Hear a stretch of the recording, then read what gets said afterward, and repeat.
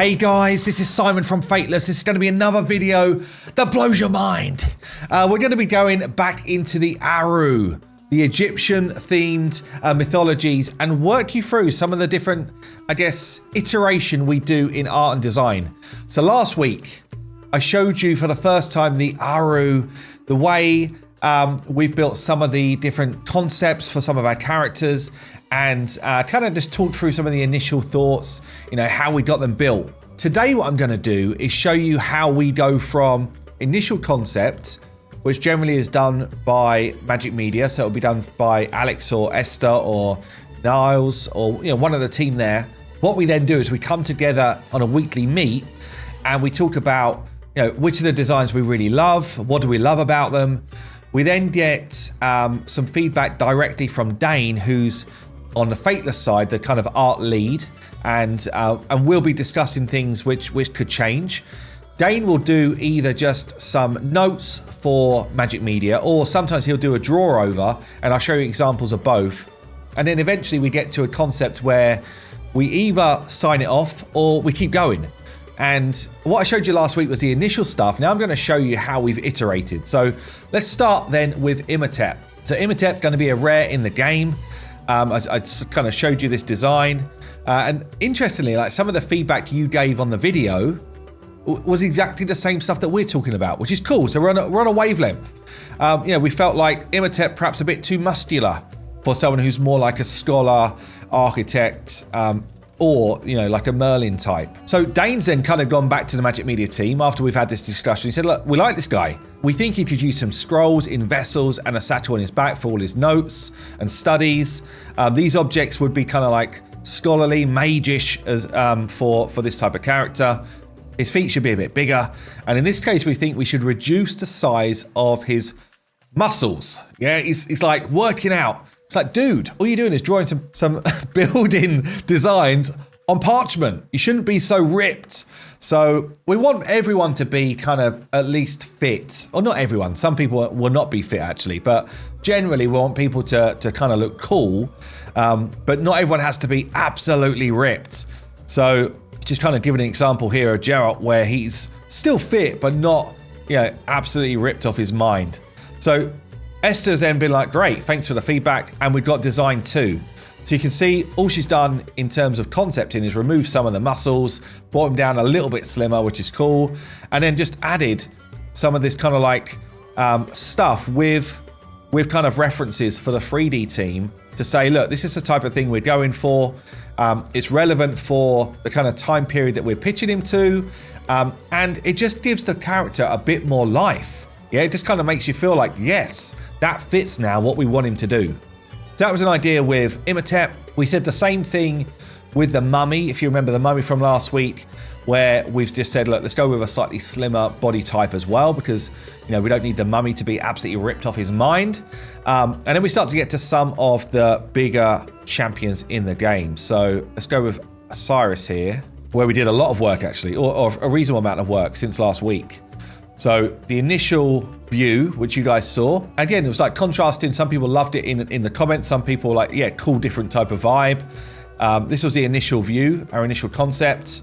We then kind of leaned in and said, look, we want to make sure that if we're going to go with a kind of either a mask or a face, which is really kind of like pushing into the kind of like bird-like feature, then we want to make sure that that's really clear. That's what we're doing. And this concept is different from how you might see other Osiris done. Often they're humanoid, yeah, and we're not saying he's not humanoid behind the mask, but we just felt like we don't have a lot of humanoid characters in the game. So if we got a chance to play around with something which gives him real difference, a point of difference, then we're going to try and push that as much as we can. So we've kind of gone for, let's make sure we've got more of a hawk face in our design. In that mask. And and anyway, Dane's given some pretty good feedback here again. Dane's feedback mainly was just around making sure that the face was really kind of like clear. Esther's then done like 2 more concepts for us. So she's done one with this kind of bandaged wrappings like this. We've changed the face to be way clearer in terms of what we're trying to achieve.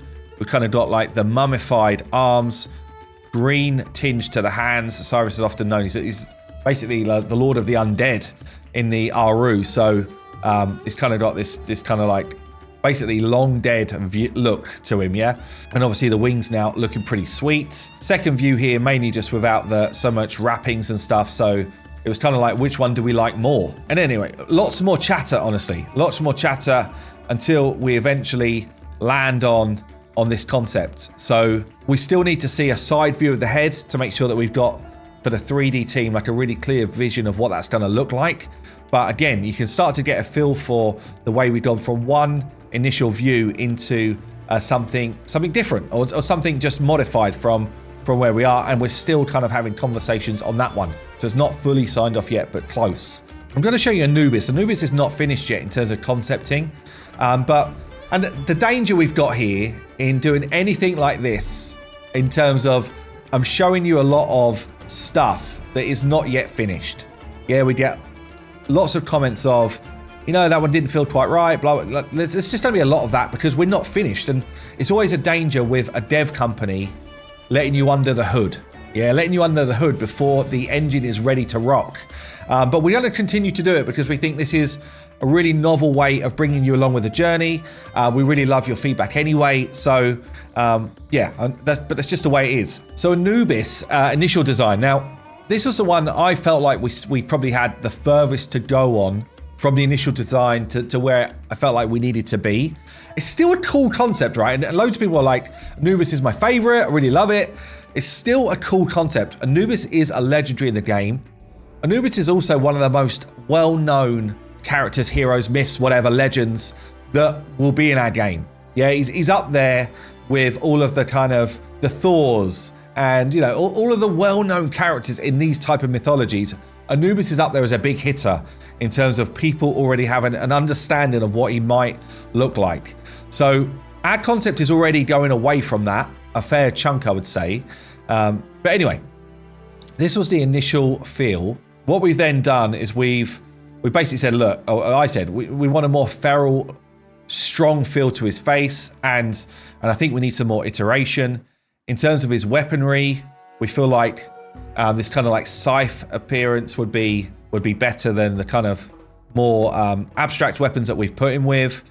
We started to look at other concepts which we thought were cool, and start to give some different concepts really from just exploring what we think would be a better appearance. So this was all kind of just like food for thought. And Dana said, you know, Anubis here is a little bit too robotic for us. And can he get some of the Ra treatment? And Ra's one of my favorites right now. Basically goes through and says, in particular, his helmet doesn't seem to reference the iconic jackal shape, flesh, metal, bone. We need to get all that in there. His armor in general feels a bit more like a paladin than a dark wizard.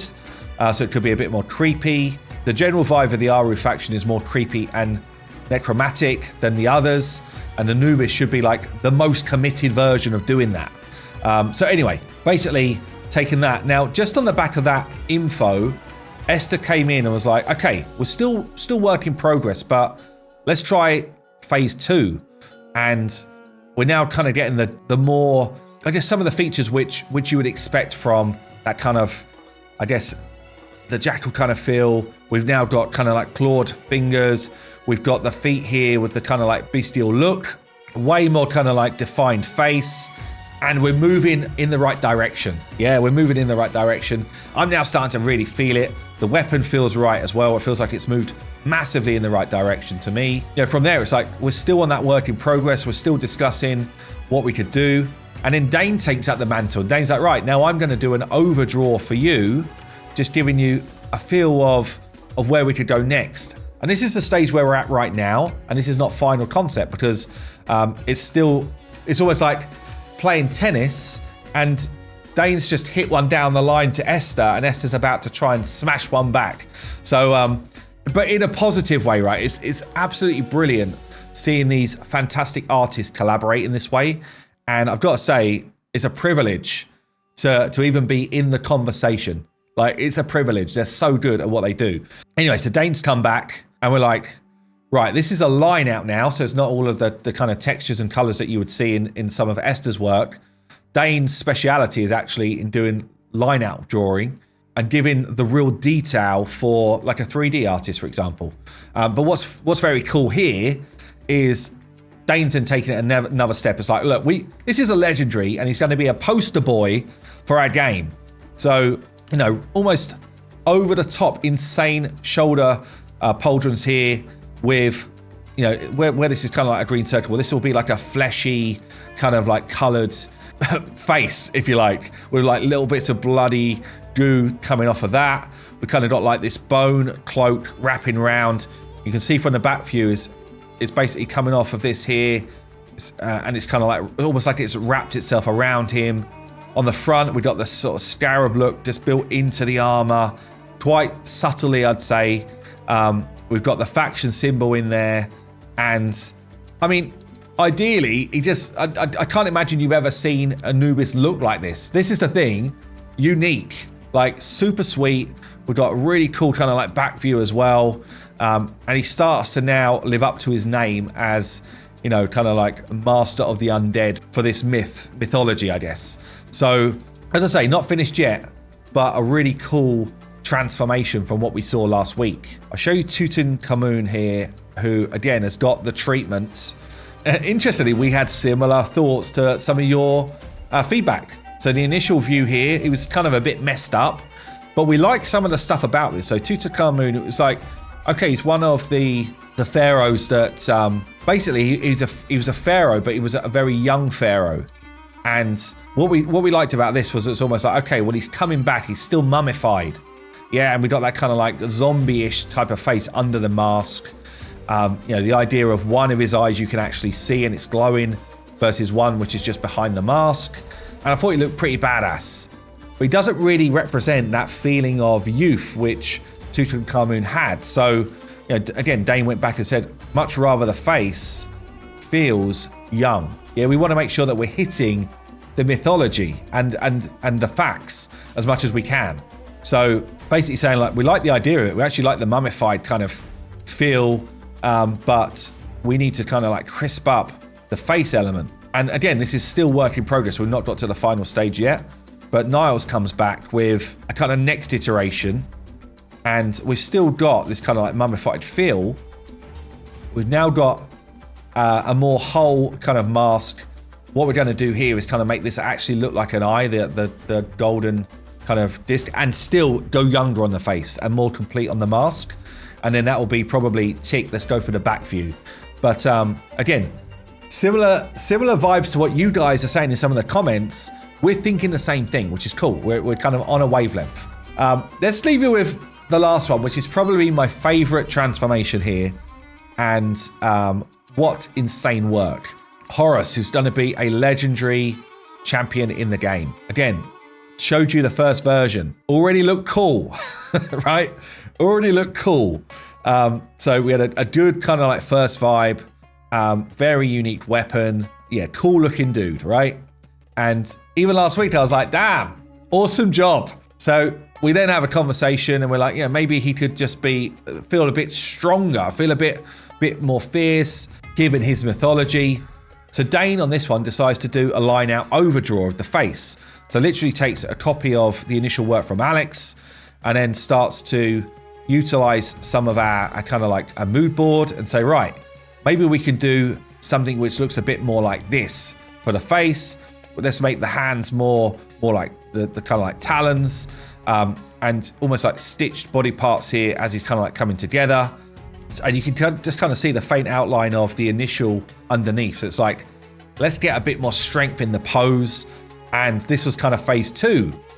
We then go from this to Esther's upgraded version. So Esther's like, right, I see what you're doing there, Dane. Let's see if we can bring this to life. And this now becomes Horus Mark 2 or Mark 3, I guess, with the kind of like colored view. I mean, it's insane, right? It's absolutely brilliant. Like the work that the team do when they're kind of bouncing off each other for ideas is absolutely insane. If anyone does not want to like go out and try and collect this champion in our game, then I do not know where you are from. It's absolutely amazing. So yeah, again, great work from the team to bring it from stage 1 to kind of like final stage. And now this is in a position where we just need to see side head. We need to see the back and make sure that that feels cool. And then we will be on sign off. So I hope that's interesting to everyone, because I just felt like last week I gave you the glimpse under the hood, but I didn't really show you how it moves from stage 1 to kind of like, okay, 3D team, now it's your turn. Now you need to bring this to life. So hopefully that was interesting to you. Don't forget, if you haven't already, sub to the channel. Really helps us, and come and join the Discord. We had a Patreon conversation in the Discord literally yesterday as I'm recording this video, which was super cool actually. So the Patreons kind of came together and we talked about the game design. We talked about any questions, any suggestions that they had. And if you want to get involved in that, I'll leave the Patreon link down below in the pinned comment as well. I've been Simon from Fateless. Have yourself a good one. I'll see you soon.